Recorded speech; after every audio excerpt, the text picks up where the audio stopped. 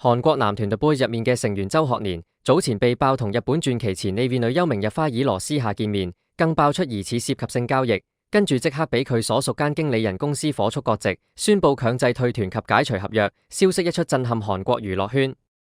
而關於明日花的交易價錢，亦引發網民關注同討論。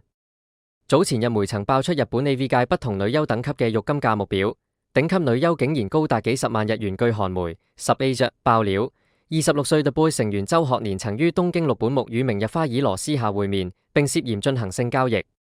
另外，曾任娛樂記者的 YouTuber 李振浩爆料，指周學年曾對有人炫耀與明日花綺羅唏噓過，並透露經紀公司得知消息後震驚不已，隨即要求他退團，但遭本人反駁抗議。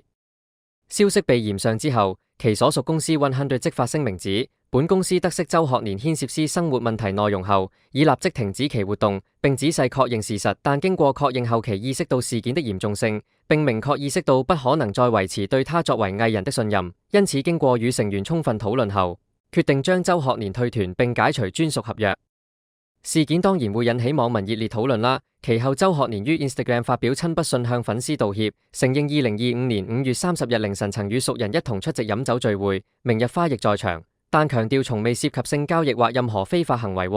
周學年仲晒出手寫信道歉，承認有私約但沒有性交易後，昨日再晒出千字韓文的聲明，控訴遭到公司強迫退團，索賠韓幣20億元，約台幣4500萬元。周學年對於自己遭到公司不平等對待喊話，僅因為我在私人場合與某知名人士同席，就要我退出團體，甚至提及天價賠償。這樣的做法真的符合一個應該保護藝人的經紀公司應有的態度嗎？他也在限時動態晒出訴狀，向最先報道他涉及性交易的媒體提告名譽毀損。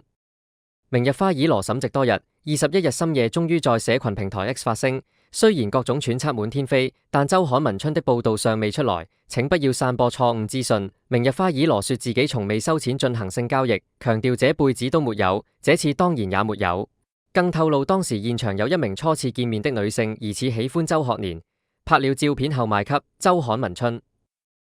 隨着他的發聲，也讓外界更好奇真相。